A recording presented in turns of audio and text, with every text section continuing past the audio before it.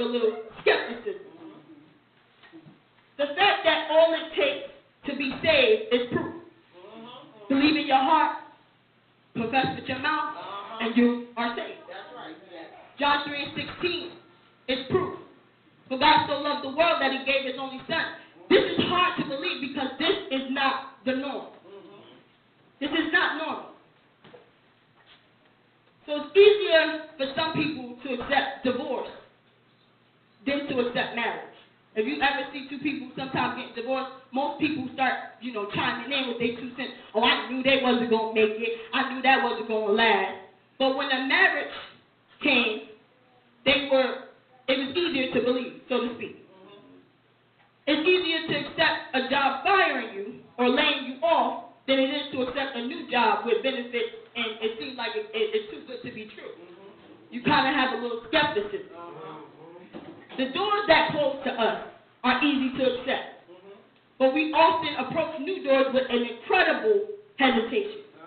Incredible. It's like, I don't know if I should, and it won't cost you more, but you just have a skepticism. Relationships that end are more familiar to us than the feeling of blossoming new ones, because we don't know this person. Getting to know somebody for the first time or over again is hard. It's hard. It takes a little bit of skepticism. People going on to be with the Lord is an everyday thing. People die every day. But today, Jesus got up. We talking from Thomas' perspective. Everybody dies. Everybody goes. But today was a different day. Because Jesus got up. So I realized that things that upset the natural order of things are always met with doubt, disbelief, and skepticism. And if Jesus had stayed there, Thomas wouldn't have had a problem. It's the natural order. This is what's supposed to happen. So when Jesus appeared to the rest of the disciples, he voluntarily showed his scars. He said, look at me.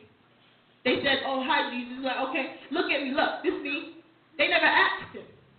But when Thomas came, he was considered a skeptic for saying, until I see the scars in his hand and the piercing in his side, until I see it, I won't believe.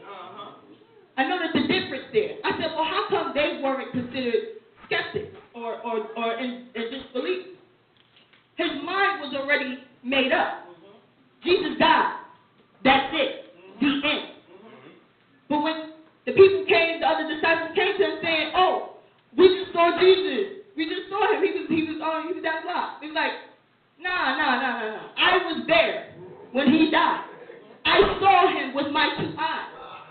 So how are you telling me? Until I see it again with my eyes, the scars, I won't believe.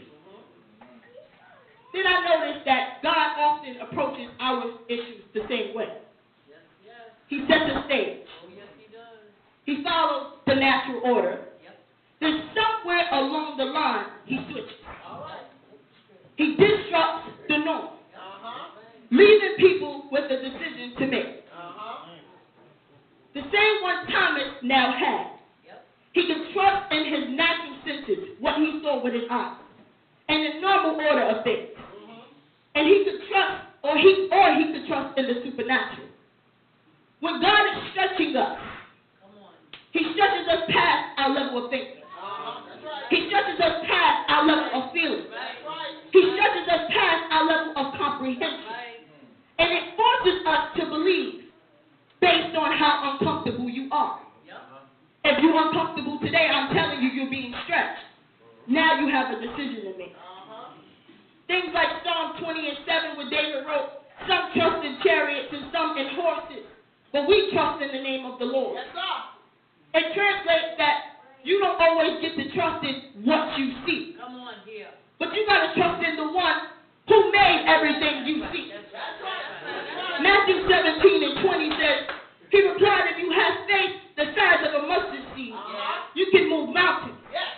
So that tells me that if I just trust a little bit of trust goes a long way. I can do the impossible. I can do things that in the natural norm and the natural order of things cannot be done. Then Jesus in 29 told him, because you have those who have not seen and yet have believed. I often ask my mother a question about this generation. I always ask her, what's the difference between the two? And I finally got my answer. We have trouble believing in the power of God. It was the same power that rose Jesus from the dead that gave Thomas a reason to doubt. It's the same power today that we are looking at with a disbelief and a distrust. We're approaching the cross and we're still saying to ourselves, this can't be real. This can't be right. We forgot about the power, y'all. We no longer trust in his ability to do the impossible. We no longer trust in his ability to do the unimaginable. If I can't think it, then he can't do it. You need to stop putting God in a box. He can do all things but fail. He can do the impossible. He can do the unimaginable. All you gotta do is trust him. And I know it's not easy. And I know it's not easy. Trust me, when I agreed to preach this Sunday, I didn't know what I was going to talk about. He said, we're going to use exactly what you're going through right now. We're going to use that. We're going to take it. We're going to flip it. Because according to how it is, how I am right now, I shouldn't even be here today. I shouldn't even be walking the way I'm walking. I shouldn't be talking the way I'm talking. But yet, God, and he came down off that cross. And it's the same power that got him up from the grave. It's still working in you. It's still changing you. I know you got some issues. And it may seem like you're never going to get over them. It may seem like you can't do it by yourself. And I'm in agreement with you. Because of your natural order, you can't do it. And your flesh, you can't do it. But oh, we got the power of God on the inside. And he's working the miraculous. And he's doing the impossible. And he's changing you from the inside out. Yeah, somebody said that we have to die. We got to kill this flesh. We got to kill this flesh. We got to kill this flesh daily. And I realize every time I turn around, something's falling off of me. You know why? Because he's stretching me. He's putting me in impossible positions. And he's saying, what you going to do? Either you're going to trust me or you're not. Either you're going to believe in me or you're not. I made a promise to you and I'm going to keep it. But you got to believe that I'm the keeper of my promises. I told you I'm going to take you in and I'm going to do it. But you got to believe that I can do it. That I can do all things but fail. Even in the impossible situation.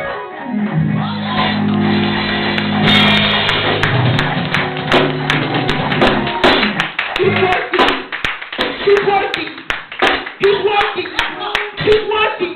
Even now he's working. Even now in this situation he's working. He's moving, but you can't see it. And because you can't see it, you're doubting him. I need somebody to stop doubting right now. I need somebody to lift their hands and say, no longer, no longer, no longer. Oh, we're going to trust you today. We're going to lean on you today. We're going to depend on you today. Because that's where my help comes from. All from the Lord, all my help, all my help. I can't do it without it. I can't do it without it. I can't do it without it. I can't do it without it. Where would we be without the Lord on our side? Hallelujah, Jesus. I begin to thank God. I begin to thank God. I heard it over the radio one day. She said she was reading a letter. She said, I was able to find joy even in my pain. Even in my pain. Another woman said, people can heal from any type of damage, any type of hurt. She said most people don't. Because the pain of healing is way worse than the pain that was inflicted when you got broken. Did you hear what I said? When you got broke, it was a certain level of pain. That's okay. You took that. But now you got to repair what was broken. That's a whole new level of pain. And it's repetitive. And it's over and over. And every day you got to commit yourself to it. I know it hurts, but I got to keep on moving. I know it hurts, but I got to keep on growing. I know it hurts, but I got to keep on stretching. It's a new level of pain. And people don't repair because they can't take the pain. But think about this. There's so much joy in the pain. You get to see God in a new way. You get to learn who he is. You get to experience him like you never did before. I trade that closeness for anything. I need that closeness with God. I'd rather take a walk with him any day. If it takes me a little bit of pain to get there, so be it. So be it. It's only temporary. He's stretching you. He's working you from the inside out. It's always a heart issue. Trust comes from the heart. You got to have a good heart to trust people. It's a natural thing for you to have distrust. We're taught from a young age to distrust things. This is what's taught to us. Don't trust this. Don't go through clothes. This is natural. But in order for you to move to the next level, you got to believe in the supernatural. You got to believe. You got to believe. You got to trust that he is able to do what he said he's going to do. And that's the end of it. If you got to get up every day and tell yourself and read it to yourself again, so be it. But that's the end. We're going to trust God today. So that's the end.